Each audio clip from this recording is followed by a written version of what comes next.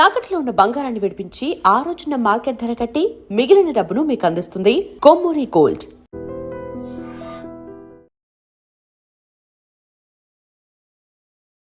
Hi hello నమస్తే, welcome back to I dream media. Gold రేట్లు వరుసగా రెండో రోజు అయితే తగ్గడం జరిగింది. అయితే గోల్డ్ అండ్ సిల్వర్లో రీసెంట్గా జరిగిన విషయాల వల్ల, ఇంటర్నేషనల్ ఫ్యాక్టర్స్ వల్ల మేజర్గా ఇన్వెస్టర్స్ అనేవాళ్ళు డొమెస్టికల్గా ఇన్వెస్ట్ చేయడం జరిగింది. సో ఇలా చేయడం అనేది ఎంతవరకు కరెక్ట్, ఇది ఎంతవరకు రిస్క్తో కూడుకున్న విషయం. ఎందుకంటే రీసెంట్గా లాస్ట్ 2 days కూడా గోల్డ్ ప్రైస్ వరుసగా తగ్గడం జరిగింది.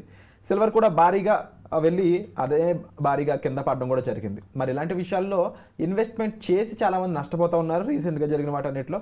దీనికి సంబంధించి ఎలాంటి జాగ్రత్తలు తీసుకోవాలి, అలాగే ఈ గోల్డ్ అండ్ సిల్వర్ గురించి అప్డేట్స్ తెలుసుకుందాం. వీటిని ఎక్స్ప్లెయిన్ చేయడానికి మనతో పాటు ఉన్నారు సర్టిఫైడ్ ఫైనాన్షియల్ ప్లానర్ అయిన సుభాష్ బాబు గారు. సార్తో మాట్లాడదాం. నమస్కారం సార్. నమస్కారం. ప్రొఫెషనల్ ఎవరైతే ఉంటారో, సర్టిఫైడ్ ఫైనాన్షియల్ ప్లానర్స్ అయి ఉండొచ్చు, లేకపోతే సెబీ రిజిస్టర్డ్ పర్సన్స్ అయి ఉండొచ్చు, వీళ్ళు ఇన్వెస్ట్ చేసే విధానం అనేది డిఫరెంట్గా ఉంటుంది. రీసెర్చ్ అండ్ అనాలిసిస్ అనేది అక్కడ జరుగుతూ ఉంటుంది. వేర్ ఇన్ కామన్ పీపుల్ ఏంటంటే వాళ్ళు either they are in IT అయి ఉండొచ్చు, pharma, any kind of jobs. Even though వాళ్ళలో కూడా కొంతమంది రీసెర్చ్ చేసి ఇన్వెస్ట్ చేస్తూ ఉంటారు, ఇష్యూ ఉండదు. కానీ మోస్ట్ ఆఫ్ ది పీపుల్కి stock market and silver, gold, commodities ఇలాంటి ఈ ఎసెట్స్ అన్నీ ఏమయ్యాయి అంటే మనీ అన్నికి షార్ట్ ఫామ్స్లో కనిపిస్తూ ఉన్నాయి మధ్య మధ్యలో. దానివల్ల చాలామంది వీటిలో ఇన్వెస్ట్ చేసి నష్టపోతూ ఉన్నారు. మెయిన్ బెస్ట్ ఎగ్జాంపుల్ రీసెంట్గా వచ్చిన ఈ గోల్డ్ అండ్ సిల్వర్. ఇవి లాస్ట్ 2 days నుంచి పడతా ఉంది. ఇంకా పడుతుందా, పెరుగుతుందా, ఈ తెలియని విషయాల్లో వీళ్ళు ఇన్వెస్ట్ చేసి నష్టపోతూ ఉన్నారు. మరి ఈ గోల్డ్ అండ్ సిల్వర్ గురించి అప్డేట్, దాంతోపాటు ఇన్వెస్ట్ చేసే వాళ్ళ గురించి ఏం చెప్తారు? ఓకే, మీరు ఇందాక చెప్పారు స్టడీస్ అనలైజ్ చేసి ఇన్వెస్ట్ చేయాలి అని, కరెక్టే.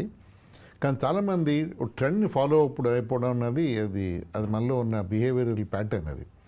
అండ్ ఏదైనా పెరుగుతుంది అంటే అందరూ దాన్ని కావాలని కొంటూ ఉంటారు. గోల్డ్ కూడా నో ఎక్సెప్షన్. గత 1 yearలో గోల్డ్ ఆల్మోస్ట్ 40% పెరిగింది. అంతకుముందు పెరిగింది hardly year on year about 8 to 10% like any other asset వల్ల. కానీ 1.5 yearsలో ఆ విపరీతం పెరగడంతో గోల్డ్ మీద డిమాండ్ చాలా పెరిగింది. సో ఎందుకు పెరిగిన విషయాలు మనం పక్కన పెడదాం. డాలర్ బట్టి మన గోల్డ్ ప్రైస్ పెరుగుతోంది. అంటే మన కన్సంప్షన్ లేకపోతే మన ఇన్వెస్ట్మెంట్ పరంగా చూస్తే గోల్డ్ మీద యాక్చువల్ ఇన్వెస్ట్మెంట్ చేయకూడదు. అంటే యాజ్ ఎ ఫైనాన్షియల్ ప్లానర్ మీకు చెప్పేది ఏమిటంటే, మీ పోర్ట్ఫోలియోలో మేబీ ఒక 10 to 12% గోల్డ్ వాటిలో పెట్టుకోండి అలాంటి అసెట్స్లో. సరే, పర్సనల్ జ్యువెలరీ అంటారా, అది మీ చాయిస్, అది ఎంత కావాలో మీరు డిసైడ్ చేసుకోండి. కానీ ఇన్వెస్ట్మెంట్ పరంగా ఈక్విటీస్, డెట్స్, లేకపోతే బాండ్స్, గోల్డ్, రియల్ ఎస్టేట్, ఆ అసెట్ క్లాసిఫికేషన్లో 10-12% ఉంటే చాలు యాక్చువల్లీ చెప్పాలంటే. కానీ ఈ గోల్డ్ ప్రైస్ పెరగడంతో 10-12% కాస్త ఆల్మోస్ట్ 30-40% అయిపోయింది. అందులో దాంట్లో ఇన్వెస్ట్ చేయాలనుకోవడం, అంటే మనం ఎంత చెప్పినా కూడా వాళ్ళే కొనేసుకోవడం, అంటే ప్లాట్ఫామ్స్ వెళ్ళి కొనేసుకోవడం, అది చాలామంది చేస్తారు. సరే, అది చేయడం తప్పని కాదు, కానీ అది హ్యూమన్ నేచర్ అది. అంటే ఎవరు ఏది బాగుందంటే అందరూ అటువైపు పరిగెడతారు కదా. ఇప్పుడు ఒకప్పుడు ఇంజనీరింగ్ బాగుంది, అందరూ ఇంజనీరింగ్ చేరిపోయారు. అలాగే it's pad which people follow. సరే, ఇప్పుడు గోల్డ్ ప్రైసెస్, సిల్వర్ ప్రైసెస్ చూసుకుంటే ఇప్పుడు గోల్డ్ ప్రైసెస్ ఇంకా బులిష్గా ఉండబోతాయని అనుకుంటున్నాను. Because dollar is the real reason why gold prices increasing.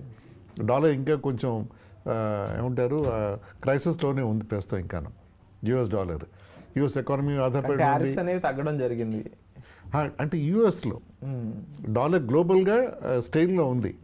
US dollar against various currencies, అంటే స్విస్ ఫ్రాంక్, యూరో, తర్వాత ఇలాంటి కరెన్సీస్తో డాలర్ లింక్ అయి ఉంటుంది. వాటిలో లెక్క వేసుకుని డాలర్ వీక్ అవుతుంది కొంచెం. దాన్ని బట్టి గోల్డ్ ప్రైసెస్ వేరీ అవుతూ ఉంటాయి. సో డాలర్ వీక్ అయితే గోల్డ్ ప్రైస్ పెరుగుతుంది, ఇన్ షార్ట్ చెప్పాలి అంటే. ప్లస్ మన own currency rupee versus dollar కూడా ఇంకా గోల్డ్ ప్రైస్ ఇంకా పెంచుతుంది ఇండియాకి వచ్చేప్పటికి. అది అలాగే కంటిన్యూ అవబోతుంది కొన్ని రోజులు చూస్తే. అది సిల్వర్కి వచ్చేప్పటికీ ఇండస్ట్రీ డిమాండ్ వల్ల సడన్గా షూటప్ అయిందని అందరూ డిస్కస్ చేయడం కూడా జరిగింది. ఇండస్ట్రీ అంటే ఈవీ అవ్వచ్చు, లేకపోతే సోలార్ సెల్స్ అవ్వచ్చు, సెమీ కండక్టర్స్ అన్నింటిలో కొంచెం కొన్ని గ్రామాల్లో కన్సంప్షన్ వల్ల, ప్లస్ అవి కూడా మ్యానుఫ్యాక్చరింగ్ ఎక్కువ అవడంతో డిమాండ్ పెరిగింది. లిమిటెడ్ మైనింగ్, సిల్వర్ డైరెక్ట్గా ప్రొడ్యూస్ అవ్వదు. సిల్వర్, జింక్, తర్వాత మిగతా మెటల్స్కి బై ప్రోడక్ట్గా వస్తుంది ఆ మైనింగ్లో, అంటే వాళ్ళ స్మెల్టింగ్లో. సో సిల్వర్ ఎప్పుడు డైరెక్ట్గా మనం ఎంత కావాలంటే వెంటనే మనం అది పెంచేలాం, అంటే మిగతా ప్రోడక్ట్స్ కూడా మనం తయారు చేయాలి. సో సిల్వర్ ఇప్పుడు లిమిటెడ్గా ఉంటుంది అవుట్పుట్. డిమాండ్ సడన్గా పెరిగిపోవడంతో ప్రైసెస్ సర్జ్ అయ్యాయి బాగా. దాంతోడు అందరూ ఇన్వెస్ట్మెంట్ అని కొండమని అది కూడా కొంచెం ఆర్టిఫిషియల్గా పంపప్ చేసిన ప్రైసెస్ని. సడన్గా మందు ప్రైస్ పడింది అంటే దీంట్లో ఇన్వెస్ట్ చేసిన వాళ్ళు చాలా ప్రాఫిట్ బుకింగ్ కోసం వెయిట్ చేస్తారు. ఎప్పుడు మార్కెట్ పెరుగుతుందా, ఎప్పుడు అమ్మేసుకుని ప్రాఫిట్ చేస్తే బయటకు వచ్చేద్దామని. ఒక ట్రిగర్ అంటే గ్లోబల్గా చాలా బ్యాంక్స్ ఇన్వెస్ట్ చేసాయి ఈ ర్యాలీలో, బుల్ ర్యాలీలో. ఒక HSBC or some other banks గ్లోబల్గా వాళ్ళు సెల్ ఆఫ్ చేయడంతో ఒక వీకెండ్ ఫ్రైడే ఎప్పుడో అది, దాంతో మిగతా బ్యాంక్స్ కూడా చూడాలని, మిగతా ఇన్వెస్టర్స్ ట్రేడర్స్ అమ్మేయాలని, మొత్తం ఆ క్యాస్కేడింగ్ ఎఫెక్ట్ చాలా ప్రైస్ పడిపోయింది అది. సో బేసిక్గా ప్రాఫిట్ బుకింగ్ వల్ల ప్రైస్ పడింది అది. సిల్వర్ డిమాండ్ అలాగే పెరుగుతోంది, మైనింగ్ అలాగే కంట్రోల్గానే ఉంది, ప్రైస్ పెరుగుతుంది. కానీ సిల్వర్ ఇలాంటి మెటల్స్ మనం ఇన్వెస్ట్మెంట్ పరంగా చూడకూడదు ఇప్పుడు. అది కూడా అసెట్ అలొకేషన్లో కావాలంటే 5-10% పెట్టుకుందాం దాన్ని. ఎంత పెరిగినా మళ్ళీ పడుతుంది, రియలైజ్ చేయాలి. ఇంకొక పాయింట్ సిల్వర్లో ఏమిటంటే, సిల్వర్లో ఉన్న ప్రత్యేకమైన ఫీచర్ ఏమిటంటే సడన్గా ప్రైస్ పడిపోతుంది, 20-30-40% పడిపోతుంది, మళ్ళీ 10-20% మళ్ళీ రియలైజ్ అవుతుంది, మళ్ళీ రీక్యాప్ అవుతుంది, రీబౌండ్ అవుతుంది. అది చెప్పడం కష్టం. గోల్డ్ అలా అంత వాలటైల్గా మూవ్ అవుతుంది, గోల్డ్ కొంచెం స్టేబుల్గా మూవ్ అవుతుంది. సో అందుకు సిల్వర్లో ఇన్వెస్ట్ చేయడం ఎప్పుడు కొంచెం రిస్కీయే. అది therefore to avoid silver is the best advice I give. నేను ఇందాక చెప్పినట్టు ఇంట్లో కావాల్సిన సిల్వర్ కొని పెట్టుకోండి కొంచెం మీ ఫ్యామిలీ అవసరాల కోసం, కానీ ఇన్వెస్ట్మెంట్ పరంగా సిల్వర్ చూడక్కర్లేదేమో. గోల్డ్ అని కొంచెం కావాల్సి ఈటీఎఫ్ పరంగా మనం పెట్టుకోవచ్చు. గోల్డ్ ఇలా మీకు షాక్స్ ఇవ్వదు, స్టడీగా పెరుగుతుంది, లేకపోతే ఫ్లాట్గా ఉంటుంది. కరెంట్ ట్రెండ్స్ ప్రకారం చూసుకున్నట్లయితే ఫ్యూచర్లో కూడా ఇంతే ఉంటుందా, లేదంటే మీరు ఒక 2 థింగ్స్ చెప్పారు, డాలర్ అనేది ఇంపాక్ట్ చేస్తుంది, గ్లోబల్గా డాలర్ వాల్యూ తగ్గిన గోల్డ్ పెరుగుతుంది అని చెప్పేసి. సో ఈ ఇయర్ అదే ఉంటుందా, లేకపోతే ఈ మధ్యలో కాస్త ఏమైనా ఇంకా లోకి వెళ్ళే మార్కెట్ ఏమైనా చూడొచ్చు రేపు కానీ ఎల్లుండి కానీ? ఇంకా నా అంచనా ప్రకారం గోల్డ్ ఎలాగే కొంచెం బుల్ సస్టైన్ అవుతుంది. అంటే పోయిన ఏడాదికి 40% కాకపోయినా ఈ ఏడాది అట్లీస్ట్ 15-20% రేంజ్ మనం గ్రోత్ ఎక్స్పెక్ట్ చేసి అవుతుంది. నా ఉద్దేశం అవుతుంది. అది సడన్గా గ్లోబల్ పీస్ రాదు కదా. యుక్రెయిన్ వారైతే ఆగిందో తెలియట్లేదు మనకి, ఇజ్రాయెల్ గాజ్ ఆగిందో తెలియట్లేదు. ఇలా గ్లోబల్ అన్సర్టనిటీ వల్ల కూడా చాలా గోల్డ్ ప్రైస్ పెరగడం జరిగింది. అవన్నీ సర్దుకున్న తర్వాత గోల్డ్ ప్రైస్ ఒక నార్మలైజ్ అవుతుంది. అప్పుడు కూడా 70,000 1 lakh వచ్చే ఛాన్సెస్ బాగా తక్కువ అనిపిస్తుంది. పర్హాప్స్ 1-1.25 lakhs రేంజ్లో అది స్టెబిలైజ్ అవుతుందేమో గోయింగ్ ఫార్వర్డ్. కానీ అప్పటిదాకైతే పెరుగుతుంది నా ఎస్టిమేట్లో, అంచనా అయితే. Wonderful sir. ముఖ్యంగా ఇక్కడ కొత్త పాయింట్ అంటే డాలర్కి సంబంధించి గ్లోబల్గా ఏం జరుగుతుంది, డాలర్ వాల్యూ వీక్ అవుతుంది అనేది అయితే ఇక్కడ మేజర్గా అందరూ అబ్జర్వ్ చేయాల్సిన విషయం అనిపిస్తుంది. ఎందుకంటే ఇంటర్నేషనల్ ఫ్యాక్టర్స్ అనేవి major reasons impacting Indian stock market అనేది. అందులో ఏదో కమోడిటీస్, హెచ్ఎన్ఐస్ అయి ఉండొచ్చు, ఈవెన్ రియల్ ఎస్టేట్ని కూడా ఆ మనీ పుల్ అవ్వాలి అంటే మిగిలిన మార్కెట్స్ అటు ఇటు ఉంటూ ఉంటాయి. సో ఓవరాల్గా ప్రతిదీ కూడా ఇంటర్లింక్డ్ ఇది. సో ఒక రకంగా చెప్పాలంటే డాలర్ అనేది కొంచెం మెయిన్ రోల్ అయితే ప్లే చేస్తూ ఉంది.